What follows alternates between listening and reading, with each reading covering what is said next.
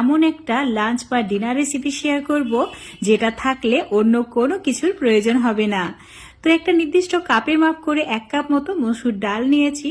তো ডালটা নিজেদের প্রয়োজন বুঝে কম বেশি করে নিতে পারো। এখানে 50 গ্রাম মতো মসুর ডাল ছিল, ওই 30 মিনিটের জন্য ভিজিয়ে রেখে দিয়েছিলাম।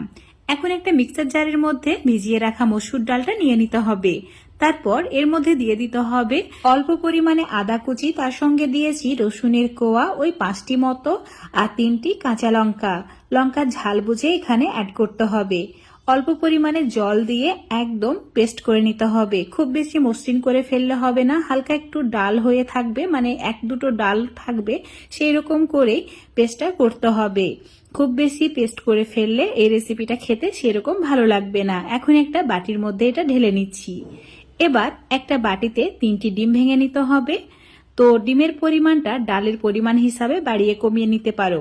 মানে এখানে 50 গ্রাম ডালের জন্য আমি 3টি ডিম ব্যবহার করেছি।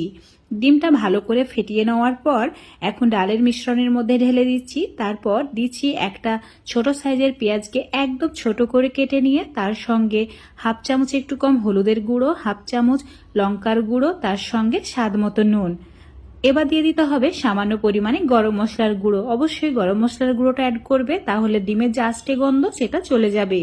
খুব ভালো করে মিশিয়ে নেওয়ার পর চুলোর উপর একটা ফ্রাইং প্যান নিয়েছি, তাতে দিয়ে দিলাম 2 চামচ মতো সর্ষের তেল।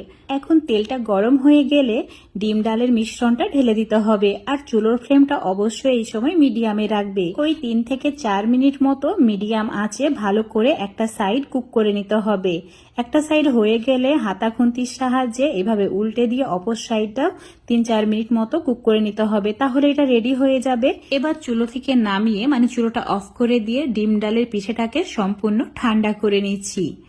এদিকে চুলোর উপর একটা কড়াই নিয়ে নিয়েছি রান্না করার জন্য। তাতে দিয়ে দিলাম 4 টেবিল চামচ মতো রান্নার তেল, মানে সর্ষের তেল। তেলটা গরম হয়ে গেলে কেটে রাখা আলু দিয়ে দিতে হবে। একটা বড় সাইজের আলুকে ডুমো করে কেটে নিয়ে অ্যাড করেছি। সামান্য পরিমাণে নুন আর হলুদ দিয়ে লালচে করে ভেজে নেব। ঠিক এইরকম গোল্ডেন কালার হয়ে আসবে আর 50% মতো সেদ্ধ হয়ে যাবে, তখন আলুগুলোকে তুলে নিতে হবে। তুলে প্লেটের মধ্যে রেখে দিলাম। এখন ওই তেলের মধ্যে দিয়ে দিচ্ছি হাফ চামচের একটু কম গোটা জিরে, 2টি এলাচ। এলাচগুলোকে অবশ্যই ফাটিয়ে নিয়ে তারপর অ্যাড করবে। তার সঙ্গে দিয়েছি অল্প একটু দারচিনি, 2টি তেজপাতা আর 1টি শুকনো লঙ্কা। এই সমস্ত উপকরণ লো ফ্লেমে, মানে